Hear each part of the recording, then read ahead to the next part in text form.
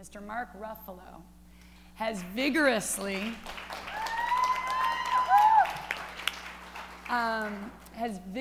heeded the call for a timely transformation to efficient, safe, and renewable forms of energy that are economically viable. He's working hard to avoid yet another man-made disaster right in the heartland of America. Mark is a leading activist, lending his considerable celebrity, his immeasurable passion, and his keen intelligence to fight the disastrous environmental impacts of fracking. Fracking is a method of gas extraction that involves a secret, highly toxic hydraulic injection of chemicals deep underground to fracture rock formations, as many of us learned and watched this year as we saw footage in the documentary Gasland while people turned on their tap and were able to take a Bic lighter and light their kitchen on fire. This process, which by the way isn't toxic, or that's what Halliburton said. This process has been linked to over 1,000 incidents of groundwater contamination across the United States. Mark is battling to regulate the dangerous process that presently continues because of numerous exemptions and loopholes in federal, state, and local laws. Like Chernobyl, fracking is a major threat to our public health and our natural environment, and Mark has proven to be a forceful and effective leader fighting for a frack-free, sustainable, and safe future. Ladies and gentlemen, it is my privilege to present Global Green's 2011 Entertainment Industry Environmental Leadership Award to an extraordinary actor, a profoundly passionate, thoughtful, tireless, incredible activist, and my personal definition of an unparalleled, amazing human being and beloved friend, Mark Ruffalo.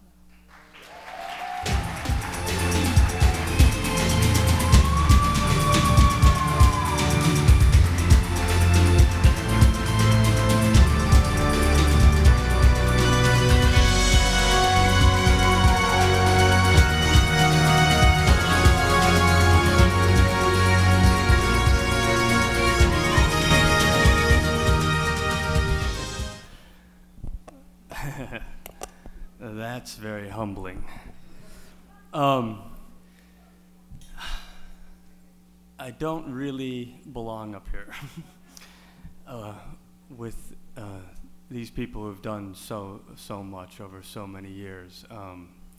It's a great honor to be honored by Global Green, to be sharing this award with Ed and Wendy and the business community that's really putting their money where their mouth is in Los Angeles's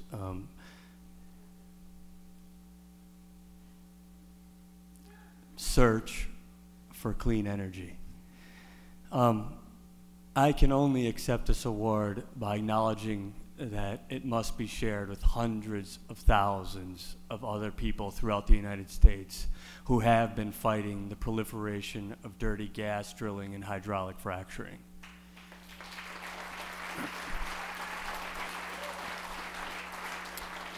And I also must use this moment to remind people and President Obama that natural gas is not the bridge to a sustainable future, but it's a bridge to another 30 years of a carbon-based fuel. It's not a sustainable energy policy. It is not the answer, it's the problem. And to think that it will lead us to the environmental promised land is doing nothing more than changing cabins on the Titanic.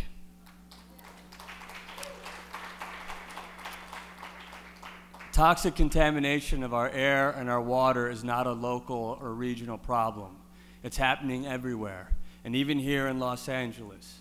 Since 2007, hydraulic fracturing has been done up and down the Colorado River where people from Los Angeles get their very, very precious drinking water.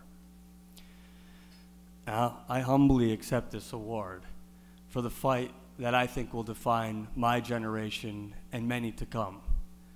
We will be made to deal with carbon-based energy one way or another, and either we will go by our collective self-will with a hint of grace, or we will go kicking and screaming all the way, but by God, we're going.